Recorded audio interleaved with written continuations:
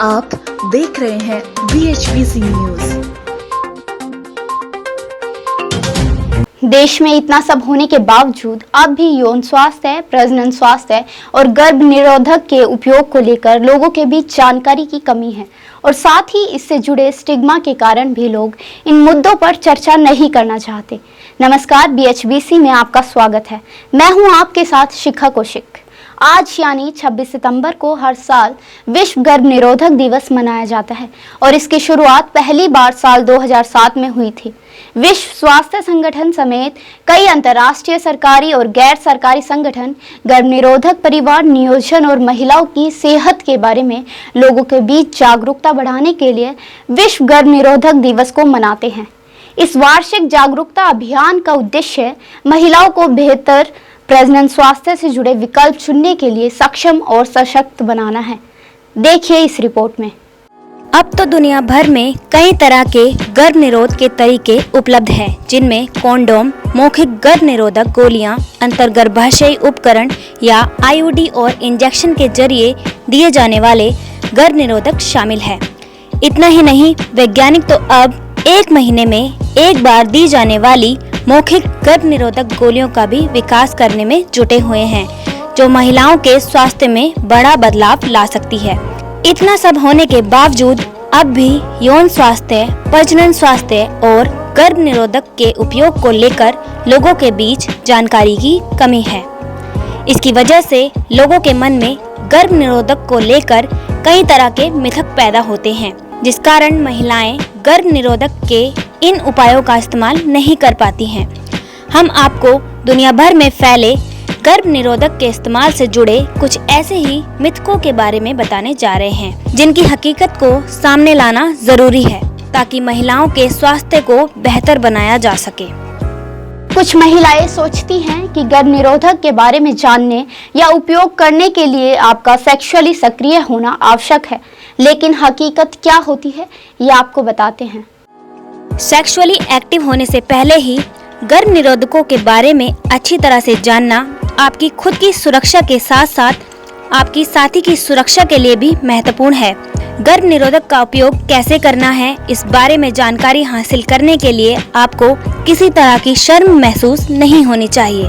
वास्तव में गर्भ निरोधक के बारे में जानकारी हासिल करने के लिए किसी अविश्वसनीय या अव्यावहारिक सूत्रों पर निर्भर रहने की बजाय आपको किसी स्त्री रोग विशेषज्ञ, शिक्षक, माता-पिता या किसी व्यक्ति पर जिस पर आप भरोसा करते हैं उनसे बात करनी चाहिए। साथ ही प्रेगनेंसी से बचने के अलावा भी गर्भ निरोधक से जुड़ी कई और बातें हैं। यौन संचारित संक्रमणों और यूरिन इन्फेक्शन से बचने के लिए कॉन्डम जैसे गर्भ निरोधक का उपयोग करना आवश्यक है, क्योंकि इस तरह की बीमारियों का खतरा महिलाओं को अधिक होता है। इसके अलावा पॉलीसिस्टिक ओवरी सिंड्रोम, PCOS, गर्भाशय फाइब्राइड्स और एंड्रोमेट्रियोसिस जैसी स्वास्थ्य संबंधी समस्याओं के इलाज के लिए भी बहुत सी महिलाओं को मौखिक गर्भ निरोधक गोलियों का सेवन करने की सलाह दी जाती है। हम सोचते हैं कि इंजेक्शन या गोली वाले गर्भ निरोधकों का लंबे समय तक उपयोग बांझपन का कारण बन सकता है, लेकिन क्या ऐसा सच है? आइए जानते हैं। साल 2015 में international prospective on sexual and reproductive health नाम के जर्नल में प्रकाशित एक स्टडी बताती है, इस मिथक की उत्पत्ति इस तथ्य से हो सकती है कि जो महिलाएं इंजेक्शन लगाने वाली गर्भ निरोधक या मौखिक गर्भ निरोधक गोलियों का उपयोग करती हैं, उन्हें अपने एवोल्यूशन और मासिक धर्म की बहाली में कुछ देरी का अनुभव हो सकता है, लेकिन इन गर्भ निरोधकों के इस्तेमाल से सिर्फ इतना ही बांझपन से जुड़ी समस्या होती है और इसके बाद बहुत जल्दी सारी चीजें सामान्य हो जाती हैं।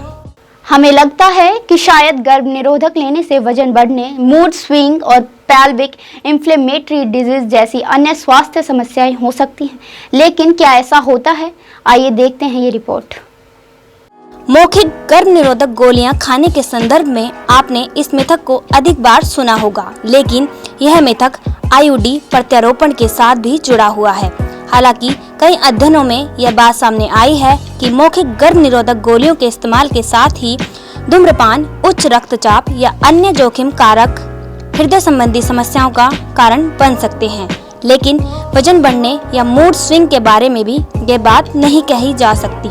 जिन महिलाओं को PCOS या अन्य समस्याओं के लिए मौखिक गर्भ निरोधक गोली प्रिस्क्राइब की जाती है, वे महिलाएं वजन बढ़ने और मूड में बदलाव का अनुभव करती हैं। इसके अलावा जब आप पहली बार मौखिक गर्भ निरोधक गोली लेना शुरू करती हैं, तब भी आपको मूड स्विंग और वजन बढ़ने का अनुभव हो सकता है, लेकिन जैसे ही आपका शरीर गोली के प्रभाव के हिसाब से एडजस्ट होने लगता है, ऐसे लक्षण पूरी तरह से कम हो जाते हैं।